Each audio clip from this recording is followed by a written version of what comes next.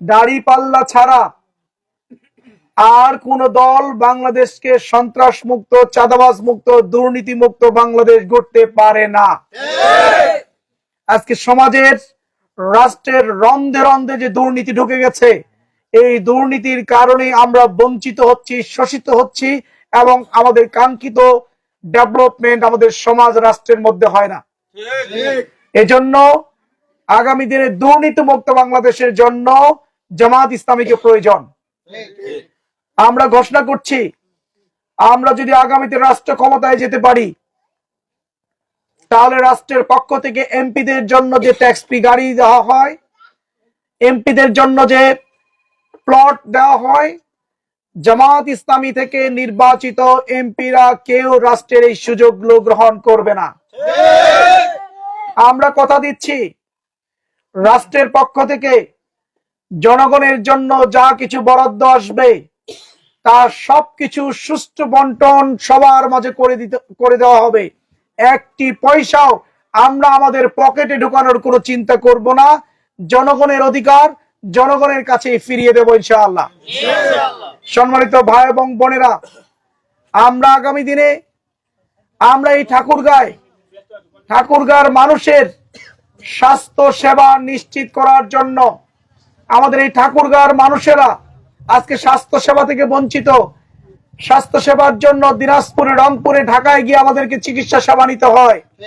আমরা আগামী দিনে আর কোনো ভাই এবং বোনকে যেন দিনাজপুর, রংপুর এবং ঢাকায় গিয়ে ট্রিটমেন্ট না নেওয়ার লাগে, এই ঠাকুরগাঁয়ে যেন তারা চিকিৎসা নিতে পারে, এই জন্য এই ঠাকুরগাঁয়ে আগামী দিনে আধুনিক মেডিকেল কলেজ, হাসপাতাল আমরা গড়ে তুলবো ইনশাআল্লাহ। আমাদের 60 বছরের ঊর্ধ্বে যে সকল মা এবং বাবারা থাকবেন, তাদের চিকিৎসা সেবাকে আমরা ফ্রি করে দেব ইনশাআল্লাহ। রাষ্ট্রের উদ্যোগে তাদের যাবতীয় স্বাস্থ্য সেবা দেওয়া হবে ইনশাআল্লাহ। এক থেকে অর্থাৎ জন্ম থেকে নিয়ে শুরু করে 5 বছর পর্যন্ত শিশুদের জন্য আপনার চিকিৎসার জন্য আর কোনো টাকা লাগবে না, ফ্রি তাদের জন্য ট্রিটমেন্টের আয়োজন থাকবে ইনশাআল্লাহ। প্রসূতি মায়েদের জন্য স্বাস্থ্য সেবা ফ্রি থাকবে, এবং তাদের ওই গর্ভবতী থাকাকালীন সময়ে তাদের পুষ্টিকর খাবারের সকল আয়োজন আমরা দেব ইনশাআল্লাহ। এভাবেই আমরা আমাদের মা বোনদের এবং জনগণের অধিকার প্রতিষ্ঠিত করতে চাই। আমরা বলেছি, বেকার সমস্যা হলো ঠাকুরগাঁর একটা গুরুত্বপূর্ণ সমস্যা। হাজার হাজার আমাদের ভাই এবং বোনেরা বেকার অবস্থায় পড়ে আছে। আগামী দিনে বাংলাদেশ জামাত ইসলাম ক্ষমতায় গেলে এই ঠাকুরগাঁয় কোনো বেকার যুবক যুবতীদেরকে আর বেকার থাকতে দেব না, তাদের সকলের কর্মের ব্যবস্থা আমরা করে দেব ইনশাআল্লাহ। আজকে একটা রাজনৈতিক দলের নেতারা বলেন যে বেকারদেরকে নাকি তারা বেকার ভাতা দিবে।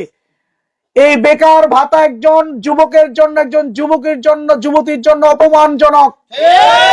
আমরা কোন যুবক যুবতীদেরকে অপমান করতে চাই না, তাদের হাতে কাজ তুলে দিতে চাই, সম্মানের চাকরি তুলে দিতে চাই, যে চাকরি এবং কাজ দিয়েই তারা তাদের ভাতা নিবে ইনশাআল্লাহ। বিনা কাজে তারা রাষ্ট্রের পক্ষ থেকে ভাতা নিতে তারা চায় না।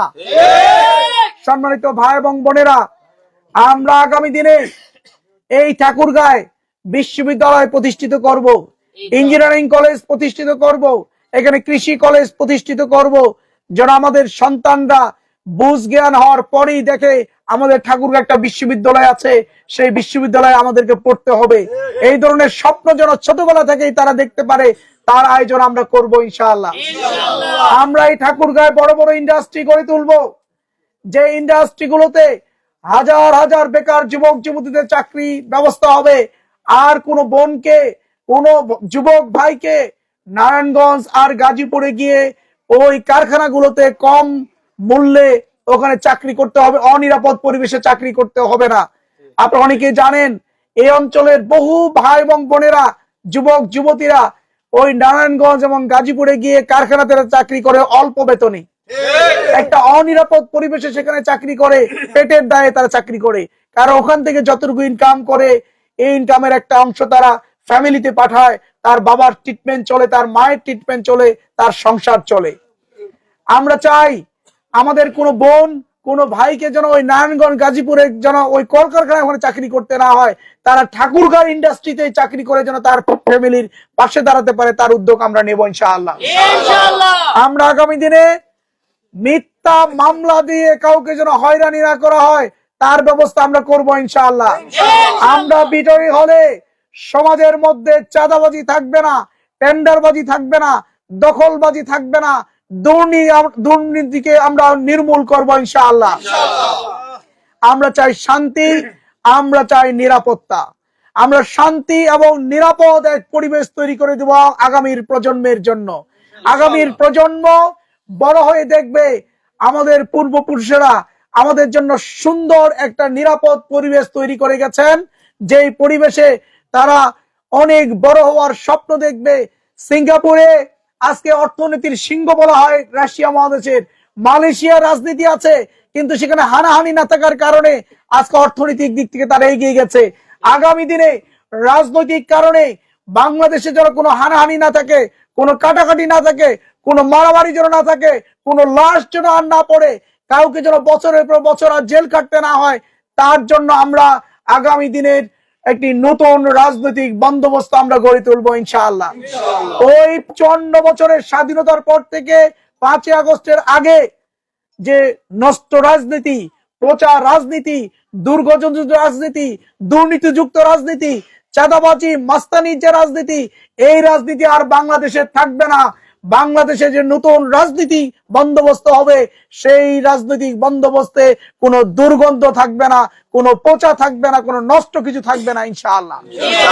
আসুন আগামী দিনে 5 বছর যদি ভালো থাকতে চাই, আমরা যদি শান্তিতে থাকতে চাই, আমরা যদি ঠাকুরগাঁওকে উন্নত করতে চাই, তাহলে দাড়ি পাল্লার প্রতীকে ভোট দিয়ে দাড়ি পাল্লাকে রাষ্ট্র ক্ষমতায় নিয়ে যাওয়ার জন্য কাজ করতে হবে। সম্মানিত ভাই এবং বোনেরা, আজকে 10 দলীয় জোট গঠন হয়েছে, আরেকটি দল আসলে 11 দলীয় জোট হবে ইনশাআল্লাহ আগামী দিনে। হয়তো আগামীকালকের মধ্যে ঘোষণা আসবে যে 11 দলীয় জোট গঠন করেছে জামাত ইসলাম। বাংলাদেশের বিএনপি বাদ দিয়ে আর যত বড় বড় রাজনৈতিক দলগুলো আছে, সব দলগুলো একত্রিত হয়েছে, একটি নির্বাচনী জোট গঠন করেছে আগামী দিনে রাষ্ট্র ক্ষমতায় যাওয়ার জন্য। আগামী দিনে এই জোটটি রাষ্ট্র ক্ষমতায় যাবে, এটি আজকে সর্বত্রই সবাই বলছে, কৃষক বলছে, শ্রমিক বলছে, যত জরিপ আছে সব জরিপগুলো বলছে। এখন বিদেশি কূটনীতিকরাও বলা শুরু করেছে যে জামাত ইসলামী আগামী দিনে ক্ষমতায় আসছে। সুতরাং আর ভয়ভীতি নয়, আমরা সাহসিকতার সাথে ভূমিকা পালন করতে চাই। কোন হুমকি ধুমকির কাছে মাথা নত করতে চাই না। যতই হুমকি ধুমকি আসুক না কেন, আমরা সাহসিকতার সাথে ভূমিকা পালন করে আগামী নির্বাচনে স্বতঃস্ফূর্ত ভাবে উৎসব মুখর পরিবেশে আমরা ভোট কেন্দ্রে যাব। ইতিমধ্যেই দেখেছেন সেনাবাহিনীর টহল শুরু হয়ে গেছে, পুলিশের টহল শুরু হবে, র্যাব বিজিবির টহল শুরু হবে।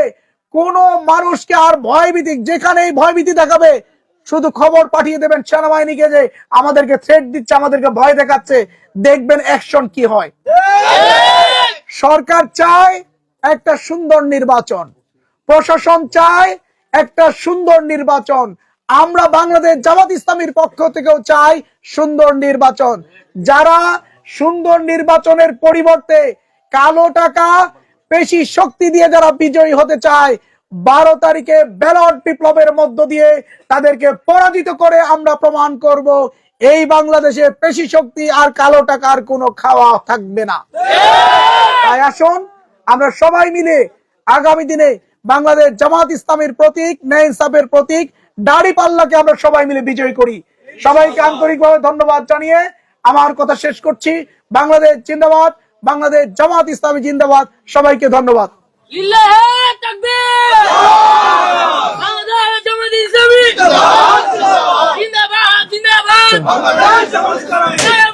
উপস্থিতি আপনাদের